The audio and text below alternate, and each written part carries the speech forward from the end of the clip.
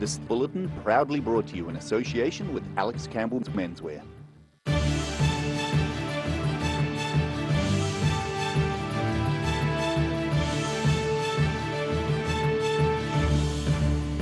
Tonight on The South Today, Jacinda Ardern discusses post-pandemic plans and a financial boost for some families. A Dunedin-based commercial cleaning company wins a top national award. And a new drive-through vaccination clinic pops up beside Queenstown Airport.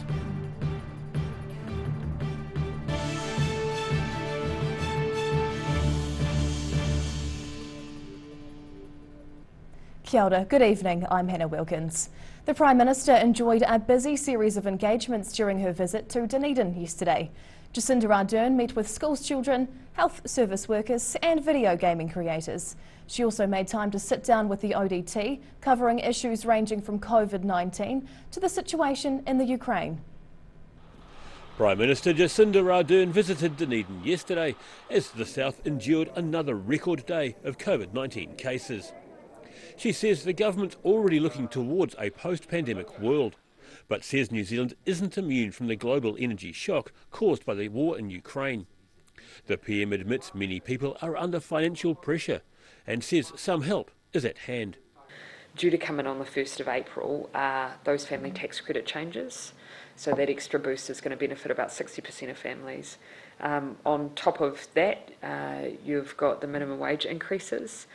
From May, you've got the winter energy payment coming back in. However, that's not quite the tax cuts package the opposition is promising. Ardern's first official duty of the day was meeting with pupils at South Dunedin's Bathgate Park School, before a visit to whānau health provider Te Kaika. Her final stop was at Code, the Centre of Digital Excellence, where video game innovators and entrepreneurs are trying to build the new businesses of tomorrow. Masks and COVID rules were obvious throughout the day. And while the Omicron wave appears to be nearing its peak in New Zealand, the Prime Minister says there may well be more variants to come. We will have other waves. We're preparing for multiple scenarios where possibly waves of Omicron, possibly waves of other variants. But either way, we are adapting our approach. That means that each time we hope that the impact of New Zealanders' lives will lessen as we go. She was asked about workplace pressures in many sectors, from construction to healthcare and education. Many staff members having to isolate for themselves or household contacts. The government says it's looking to assist the country's schools through this period, with rapid antigen tests being sent out to all. We are working on making sure that we've got rat distribution in our schools in a way that helps early identification of cases within schools. And of course we have vaccines available for our 5+. The Prime Minister says schools are also being sent carbon dioxide meters so they can monitor air quality, with the aim of reducing the spread of COVID-19 within our classrooms. In Dunedin, The South Today. Motorists across the country have been heading to petrol stations today following warnings of a huge hike in petrol prices. There were many queues at petrol stations after suppliers said prices would be increasing significantly overnight. At this Christchurch petrol station, traffic was backed up almost a kilometre this afternoon. Group Managing Director of fuel retailer Waitomo, Jimmy Ormsby, says it's the biggest single jump in the company's wholesale price that he's seen. The increase is expected to be around 20 cents a litre for petrol and 30 cents a litre for diesel. The large jump will hurt motorists, transport companies and businesses, with the extreme volatility in the oil market set to continue for some time. A Dunedin-based commercial cleaning company has won a top national franchise award. Crest Clean started out 25 years ago with just 3 franchisees, with that number growing to well over 600 across the country today. A clean sweep for Crest Clean. The Dunedin-based company was named Supreme Franchise System of the Year at the recent Westpac Franchise Awards. Managing Director Grant McLaughlin started the company 25 years ago, and he encourages franchise owners to settle in regional towns where they can buy their own home. 64% of our franchise business owners own at least one home or two. And we see that giving them a lot of security and comfort for their families, because All our people are families, and it's important to have that home ownership. The nationwide network employs more than 2,000 workers and includes more than 50 different nationalities. The company initially helped Dan and Madhu borrow money to buy their own Crest Clean franchise. Since then, the couple has been able to pay off their loan as well as buy 3 houses and a brand new Mercedes van.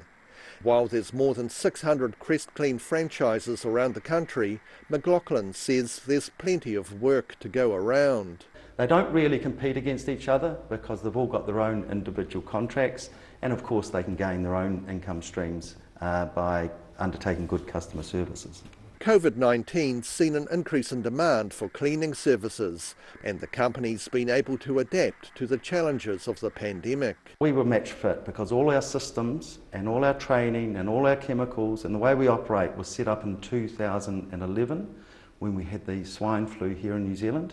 So we carried that forward over the last 10 years. So when COVID hit, our people were prepared and comfortable to get out there and service our customers. New Zealand has more than 32,000 businesses operating under a franchise model, with the sector accounting for 12% of the country's GDP. In Dunedin, the South Today. The government has announced a series of changes to its controversial lending rules legislation.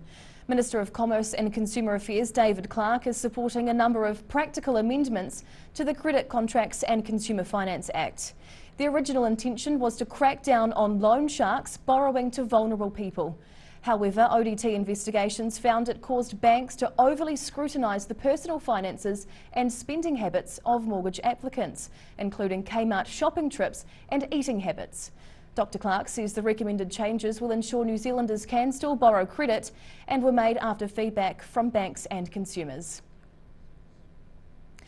A new drive-through vaccination clinic has popped up in Queenstown at a quiet airport site. It follows revelations that a large number of vaccines given out in the region may have been compromised due to incorrect storage. Ready for residents, but off to a slow start. This drive-through vaccination clinic has popped up in Frankton at Queenstown Airport's former park and ride site. Run by Te Kaika, the clinic is mainly aimed at the people who received compromised jabs over the summer period. It was brought on by the 1,500 compromised vaccines that were issued in and around Queenstown Lakes District. So we're here to do those replacement vaccines. The Southern District Health Board revealed last week vaccinations administered by a Queenstown provider over December and January may not have provided COVID protection. That's due to an issue with the ultra-cold storage requirements of the vaccine. The DHB's contacting the 1,500 people affected to get revaccinated. However, the drive-through clinic is open to anyone in the community still needing a jab.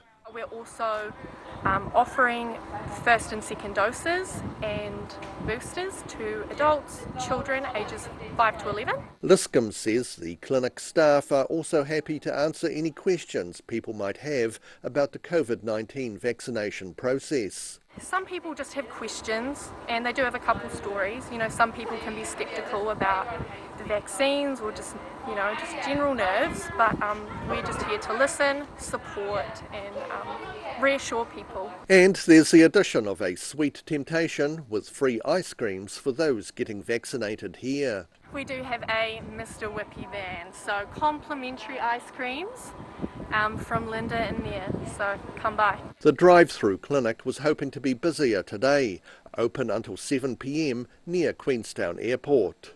In Queenstown, the South Today.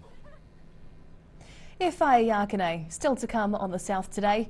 Graffiti artists can get out the spray cans in central Christchurch, and a gem in Southland's Crown is on the chopping block.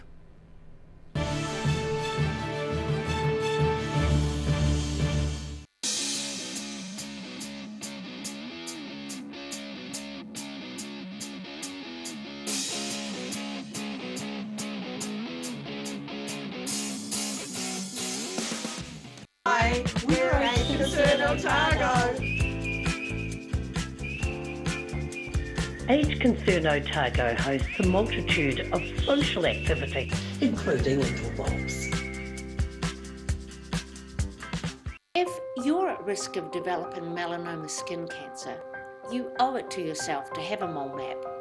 Mole map is coming to your area. Phone today to make an appointment. It could save your life. COVID-19 has dealt Queenstown a body blow over the past 2 years, bringing the question of how to diversify the town's economy into sharp focus. I'm Southern Issues reporter Daisy Hudson, and I've been examining how the jewel in New Zealand's tourism crown is reinventing itself. You can check out that story, and many others, in Saturday's Otago Daily Times. My mate John's a real armchair warrior, because he's fighting high-priced lounge furniture. He's taken 25% off all lounge, all 25% off. And my mate John.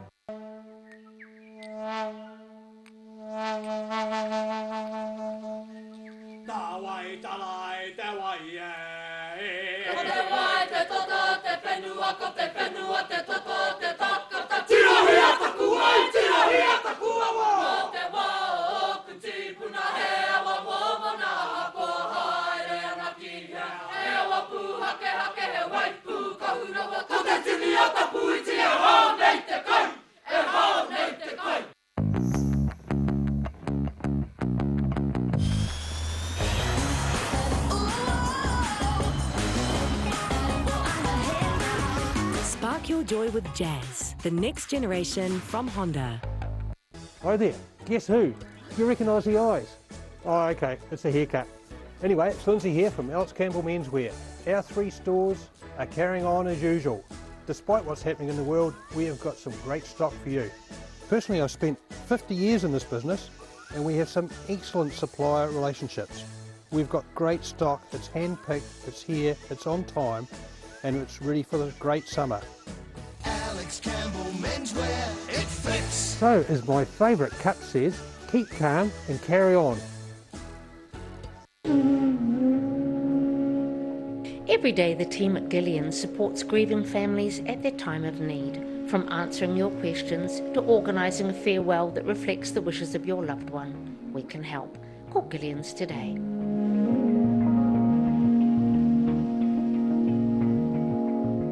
A poorly maintained heat pump can lose up to 35% of its output. The Mr. Heat Pump Cleaner team are experts. Their specially developed chemical wash is totally biodegradable. Call Mr. Heat Pump Cleaner and get the job done by the professionals.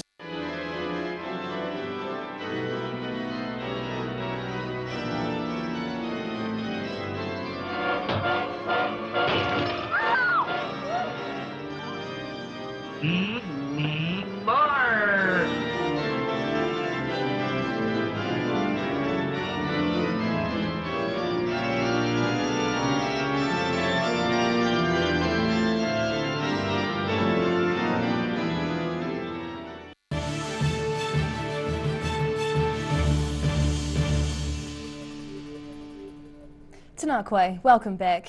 An early morning crash after a boozy BYO has sparked a reminder from Dunedin Police to avoid drinking and driving. Senior Sergeant Anthony Bond says a 21-year-old woman was driving home from Dunedin to Iwamaru on the Northern Motorway. She clipped the left-hand barrier shortly before 2 a.m, causing her to crash, with the front tyre coming off and landing in the other lane. The woman recorded a breath alcohol level more than twice the legal limit and received a court date. Senior Sergeant Bond says the incident was especially concerning given the long distance the driver was planning to drive. The new Vice-Chancellor of Otago University is demanding transformational change for the 150-year-old academic institution. A scathing review of the university's culture has found examples of systematic racism, discrimination and bullying.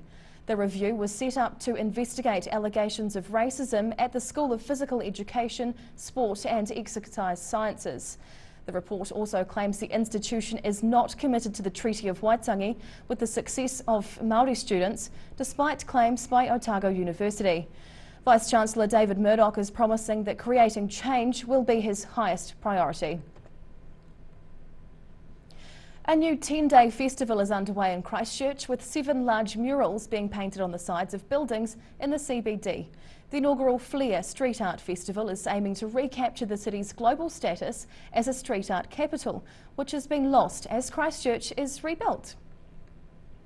Giant colourful murals like this are popping up all around Christchurch's CBD.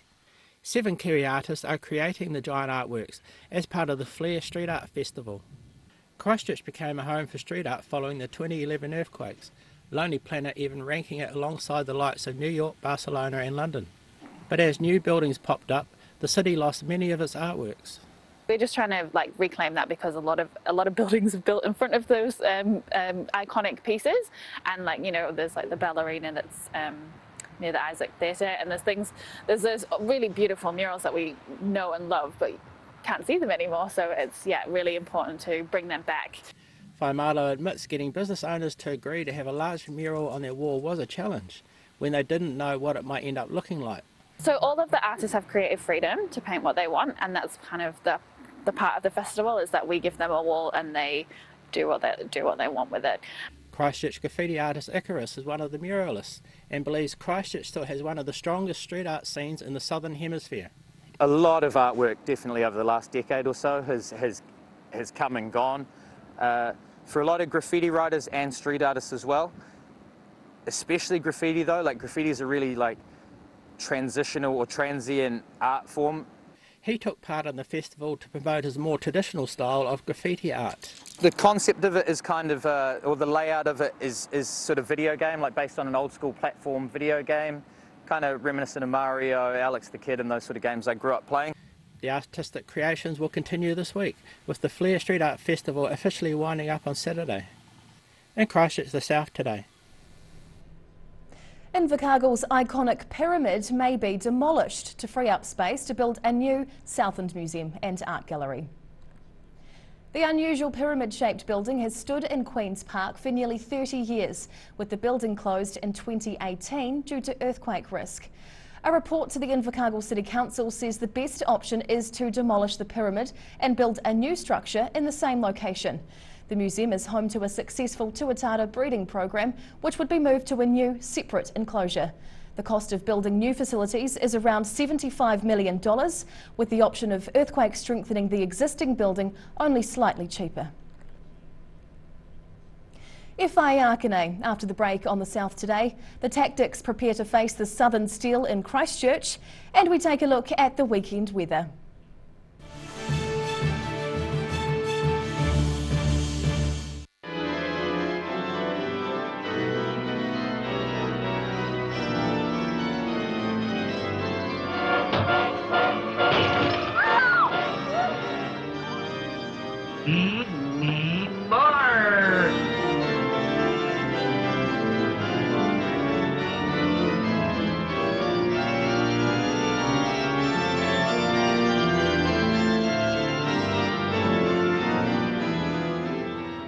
Living Well Disability Resource Centre, a not-for-profit charitable organisation and your one-stop shop for information and resources to help you retain independence. We offer a wide range of assistive products from jar openers to mobility scooters and provide assessments for Total Mobility, the half-price taxi scheme. Come and see the friendly team. You'll find us on the corner of George and Bath Streets, ground floor of Burns House. If you're at risk of developing melanoma skin cancer, you owe it to yourself to have a mole map. Mole Map is coming to your area. Phone today to make an appointment. It could save your life. Every reason, every season, we're proud to dress the region. Alex Campbell Menswear, it fits.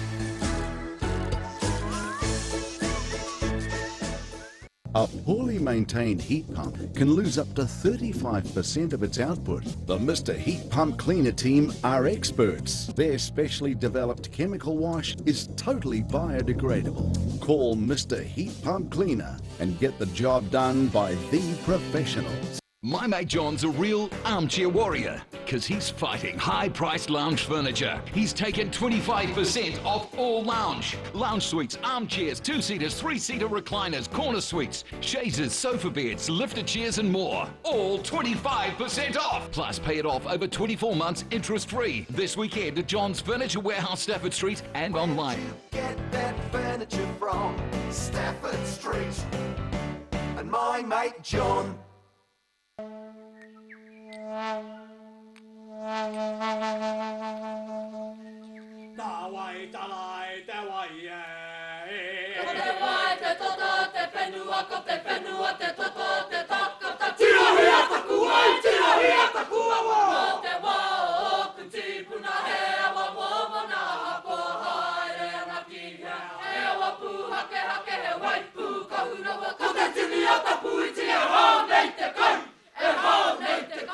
MTF Finance can help you turn the key on your next vehicle with a loan made just for you. TCs and lending criteria apply.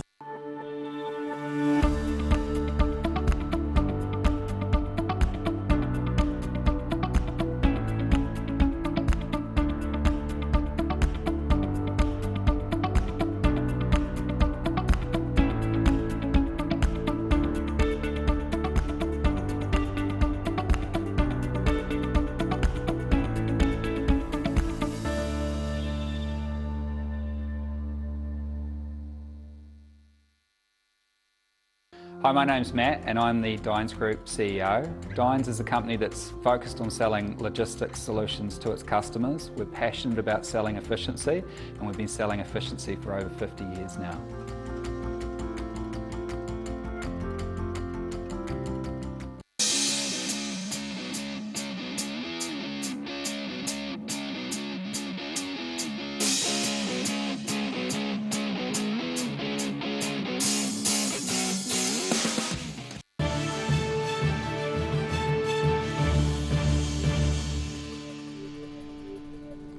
Tēnā koe, welcome back. Netball's ANZ Premiership starts back this Sunday in Christchurch with what's expected to be a very tight match between the Tactics and the Southern Steel. The new season's also something of a milestone for the sport, with netball celebrating 25 years of elite leagues in New Zealand. Netball is back up and running, with the ANZ Premiership getting underway again on Sunday at Christchurch Arena. The Trident Homes Tactics face tough opposition as they look to get the season off to a good start, hosting the Southern Steel in a Southern Derby match. Tactics coach Mary-Anne Delaney-Hoshik says the players are excited to take to the court again in competition. We are so looking forward to it. We've obviously been training since November, so it's quite a long period of time, and I think we're just looking forward to getting out and seeing, you know, how we go and where we're at with everything. She says there's healthy competition for spots, with different defensive and attacking combinations all pushing for court time. The new combinations are actually really good. We've got a couple out this week just with different things, but we are excited that all of our young players that we've recruited have really stepped up, and the actual general level of the team is looking really good. And Delaney-Hoshik is expecting the clash against the Southern Steel to be close. The last games we had against the Steel were a really good contest. I think we won both of them by 1, so I expect it's going to be a really good contest again. I think we're, you know, every team in this league this year is really good, so there's not going to be any easy games, that's for sure. Due to the red light setting, the game will be played in front of just 100 spectators, with the remainder of the fans able to watch the game live on TV. In Christchurch, the South today. And now recapping tonight's top stories on the South today. Jacinda Ardern discussed post-pandemic plans while visiting Dunedin, along with a financial boost for some families. A Dunedin-based commercial cleaning company has cleaned up in more ways than one, taking home a top national franchise award. And a new drive-through vaccination clinic has popped up near Queenstown Airport following revelations of compromised vaccinations in the region. And now a look at what's happening in tomorrow's ODT. Welcome our editor Barry Stewart, and what can we expect? Hello, Hannah. Look, we've got some good reading in the ODT tomorrow. We've been promoting a story all week on Queenstown. Queenstown's taken a bit of a body blow in the last couple of years, as we all know. Yeah. So our Southern Issues reporter, Daisy Hudson, takes a look at how the jewel in New Zealand's tourism crown is reinventing itself. So an in-depth special report there, so have a look at that. And also changes announced today in lending laws have been welcomed by many, but some are saying that it should happen sooner rather than later, so concern about that. And of course this story was highlighted in the ODT earlier this year when a lady who had done some Christmas spending at Kmart and was declined a loan because of that fact. So she certainly highlighted the issue, and we've actually contacted her, and she's pretty delighted that the changes have come about. So that's all good. And of course there was this warning this morning about petrol prices and how they're going up, and so that has actually meant that a whole lot of people went to the Bowser today to fill up, so we caught up with a few of those and got some broader reaction to that issue. It's a little concerning, isn't it? You know, yeah, $3 traffic sounded now. very busy too, trying to do that fill up like you say. Yeah, exactly. Yeah, so I didn't do it, so I'll have to pay the consequences for that. Overseas travel is back on the menu for many Southerners. We talked to one travel agent today, and they said business is booming, and they haven't been as busy as this since pre-COVID days. So interesting reaction to Southerners getting the opportunity, but be warned, it's costly, expensive. I did have a look myself, and gosh. Should we just keep dreaming then? Yeah, maybe we'll just save up for it or something. But anyway, yeah, expensive. But at the same time, you know, there's a whole lot of people wanting to travel for a variety of reasons. So, and they've been locked down for so long. Yeah, well, so understandable. Well, we look forward absolutely. to reading all those stories and more in the weekend's paper. Thank you, Thank Barry. you. And now a look at what's happening in tomorrow's weather. Weather proudly brought to you by Mole Map. Beginning with the situation, fine weather for most of this weekend with southwesterly airflow, but a cold easterly change is on the way next week. Looking at what's in store for the southern towns, Catlins, Balclutha, Lumsden and Gore, southwesterlies start dropping back, showers clear and 15-degree highs. Travelling westward to the Central Lakes region, plan for moderate southwesterlies and clearing skies over here. Wanaka and Queenstown head for 18. Alexandra should be better, just one better on 19. And Tiano can expect remaining showers to clear, topping 15 degrees. To the northern towns along the coast, expect a damp and muggy day, 23 degrees for Timaru and 19 for Oamaru. While it's due to be slightly nicer inland, Twizel and Omarama are in for moderate southwesterlies, both with 19. And in Dunedin, northerlies and high cloud tonight, dropping to 8. Thick high cloud and fresh to strong southwesterlies developing tomorrow morning. Light showers possible in the afternoon, up to 18 and down to 7. Mostly fine and sunny on Sunday with cool southwesterlies dying out. Northeasterlies later, 17 the high and a low of 8 degrees. South to Invercargill now. Showers tonight with fresh cool southwesterlies dropping to 14. Showers clearing tomorrow, a sunny afternoon and cold southwesterlies decreasing during the day, up to 15 degrees and down to 5. Mostly fine and sunny on Sunday with high clouds, mild with a high of 18 and a low of 7 degrees.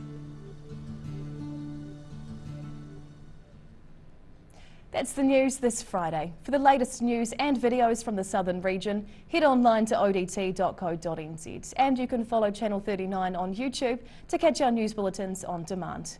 Nō reira, kia pai te po, ka kite anō.